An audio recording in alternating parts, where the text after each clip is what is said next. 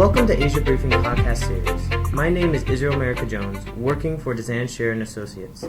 Today with me in Beijing is Ms. Sabrina Zhang, National Tax Partner for Dezan, Shira & Associates. Dezan, Shira & Associates is a specialist foreign direct investment practice providing business advisory, accounting, tax, and payroll services to companies investing in Asia.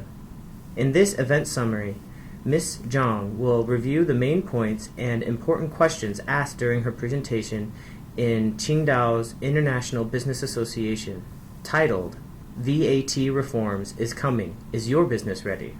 Ms. Zhang, what are the main points of the new VAT reforms starting this year?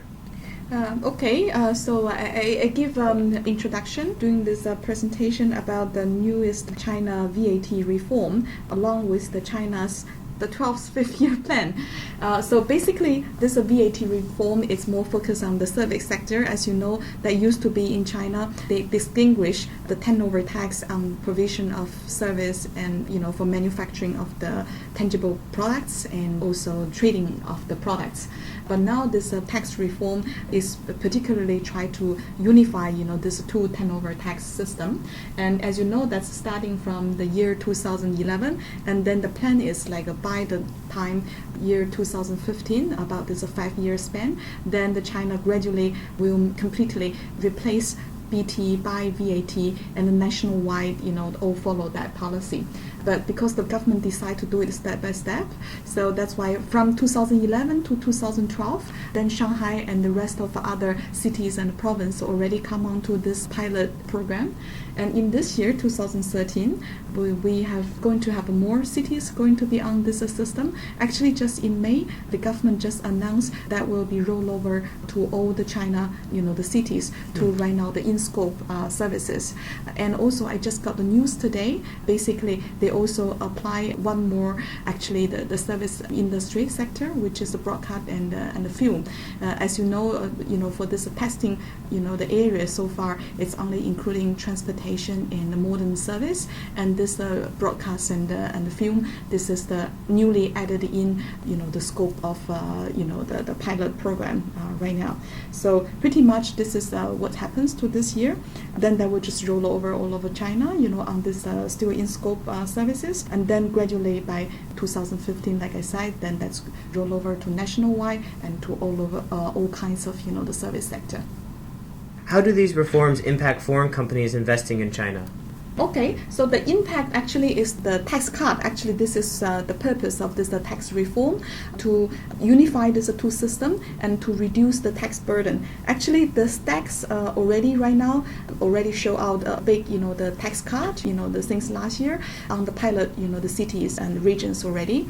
And the average, the stats is when the service company, the move on from business tax regime to the VAT regime, most likely their tax reduction could be reached to 30%.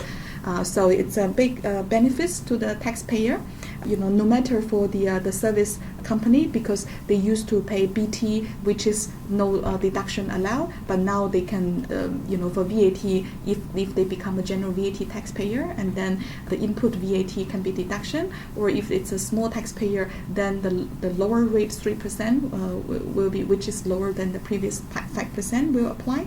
So this is going to happen to the service player, but even to the manufacturing company, it also means some tax reduction on them as well, because when they used to get the service, from the other vendors, and those kind of BT is not deductible for the VAT taxpayer. But right now, since everyone is on VAT, then they could actually have claim more input VAT deduction for them. So basically, the most benefits for the company will be the tax reduction, and also this is not only happens to the foreign invest enterprise in China, but also the domestic company, and even apply to the foreign company coming to provide service in China, but without registration in China, because that used to be, foreign company, they provide service to any Chinese recipient, and then the Chinese company have to withhold business tax and also, the other income tax. But right now, they have to withhold VAT. However, this VAT for the Chinese service recipient, they may claim as their input VAT deduction if they become a VAT general taxpayer. I think in this scenario, then the foreign company that means the foreign service provider, you may have a chance to negotiate with your Chinese contractor since this VAT will be neutral out in their situation, and then maybe you can pass along this turnover tax burden back to the the clients. So that's kind of like a good news for the foreign business as well. Thank you, Sabrina, for that recap of your presentation that you gave in Qingdao. Some questions that actually came from the event I'd like to ask so that our listeners can hear what was actually being asked in Qingdao. What impact will the VAT reform have on the restaurant sector?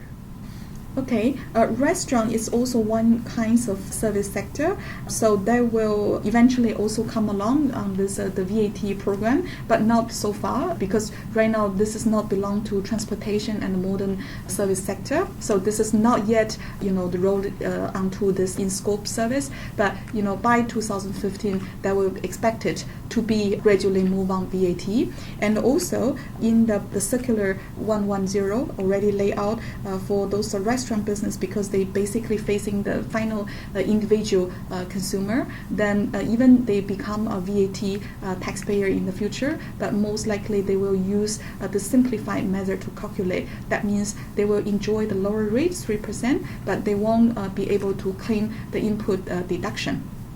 Also in Qingdao, there was someone in the audience who asked about the zero VAT rate and the exemption services that you were discussing in your PowerPoint. Could you highlight some of the issues that you talked about?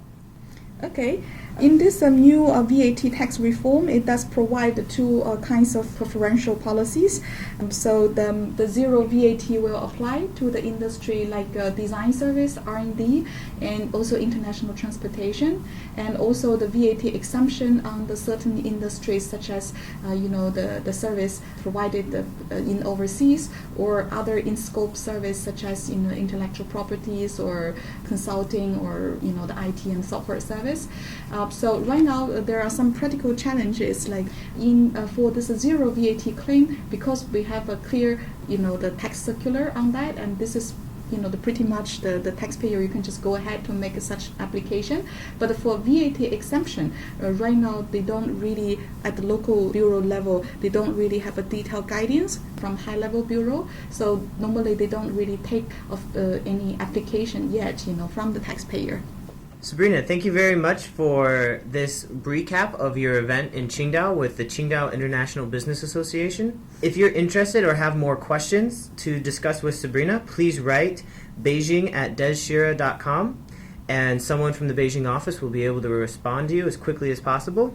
Or if you're interested in hearing more about taxes or doing business in Asia, please visit asiabriefing.com, where we have more magazines, books, multimedia, and news articles that will help inform you to do business in Asia. Thank you for listening to this podcast and look forward to having you join us again.